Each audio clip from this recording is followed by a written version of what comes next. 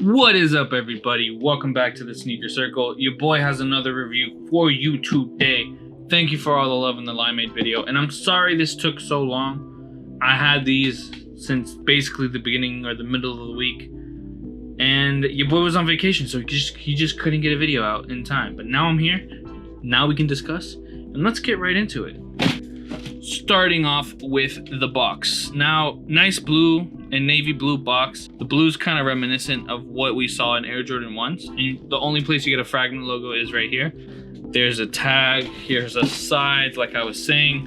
You do get a Jumpman on the top. You do get the original Fragment blue for the ones. And then you get this navy colorway, which I would have really liked if this navy colorway was on the shoe. But it's not. It's black and white. Panda panda. Now, let me just shut up so you can enjoy this unboxing.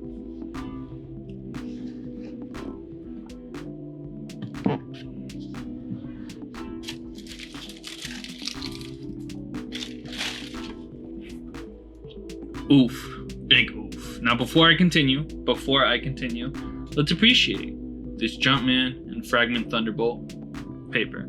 Now I'm gonna be right back. I'm gonna see you guys in a second. Now, the Fragment Air Jordan 3s.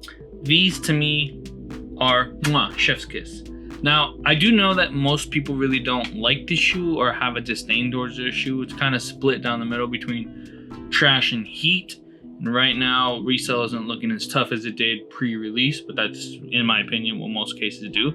So drop a comment down below. What did you guys like? Do you love the shoe? Do you hate the shoe? If you do, why are you on this review? Are you trying to buy this shoe?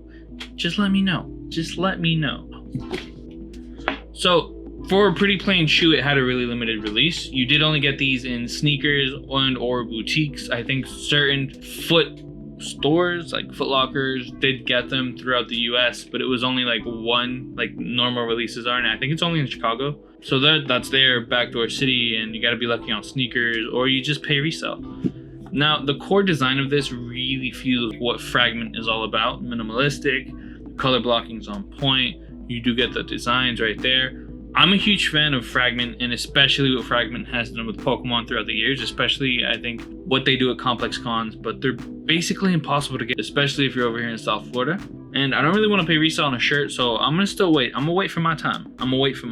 But that collaboration is basically the trading card game version of a certain Pokemon like Mew and Pikachu, pressed over or included with the Thunderbolt designs that we see right here in the back of the shoe, or right there too. Now, let me just talk about quality real quick. So, quality.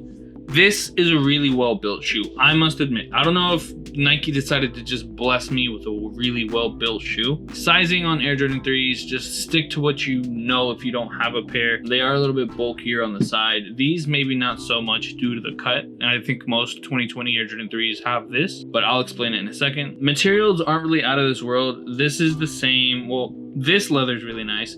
This tumbled leather feels like any other leather you see on a pair of Air Jordan 3s. That translucent Air Jordan back tab right here, it's a really nice touch to me. And you get that, then you get the Thunderbolts in the underground. You get Fragment on the undertongue. You don't get a traditional cotton on the inside. You get more of, it feels a little more athletic. To be honest, I can't really, it still feels like a cotton, but something you feel like in a sports or a running shoe. Now, the part that most people hate and have been memed about, the lack of elephant print, and you just get this black leather throughout, white stitching to continue the white stitching here. It's really, really nice. And you get preferred leather hits all around the heel, collar, right around where the laces meet, the eyelets, and the majority of the tongue running up until you get that white on white Jumpman right there. But let me get as close as you can to show you what the Fragment imprint looks like. So here we go.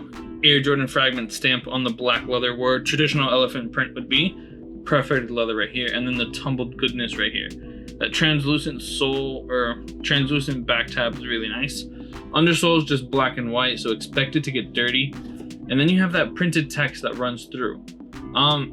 This is probably the one touch I really don't like because I feel like it's not gonna last. Yeah, I get you don't really bend this part of the shoe, but I just have bad experiences with Air Jordan 3s, especially since my first shoe was a pair of Fire Reds from 2007. I just remember this peels and this paint cracks, so I can only imagine how quick this is gonna go, but again, when it's time to wear, I'll let you guys know. Update you on TikTok or something. Now, we really got to talk about the resale aspects of this shoe. I know if you're a collector and you want these for yourself, this shouldn't really matter to you. But I just really want to be realistic with you guys. If you think about how the Air Jordan 1 Fragments released, that's a shoe that's around $4,000 right now. But when it first released, it was $1,200, $1,500. It wasn't really that high to begin with, especially what we're seeing now in certain, like how Union 1s go for. This to me has a potential of just rising over time. I could see these being $1,000 shoe in the course of a couple months, or maybe by the end of next year. I know it's a really long timeline, but it kind of pays to hold and sit on things, or just really enjoy things that, you know, you like, instead of just being pushed by money. Because right now, yes, you could probably snag these for around $400 to $500 in the aftermarket. They were $1,000 before release, and people are saying they bricked, but in my opinion, they really didn't. That's still $200 that turned into a $400 shoe if you want to go that route. Now, if you're trying to buy this shoe, I would recommend you don't wait any longer. Don't wait until you just find that one angle that magically makes you want to pull the trigger hype. Buy these if you have an interest in them. Find a way to get them, sell up, trade down, whatever you have to do. If you want these in your rotation, I'm going to say they're well worth it. The black leather is really well built. The whole shoe itself is really, really nice and simplistic. And I feel like these are really going to last you a while. But I can say, seeing these in hand and seeing these in person, they're absolutely stunning. Go buy a pair, stop being a punk. I'm going to see you guys in the next video. Right here you can sub. Right here's a video YouTube thinks you might like. I'm out.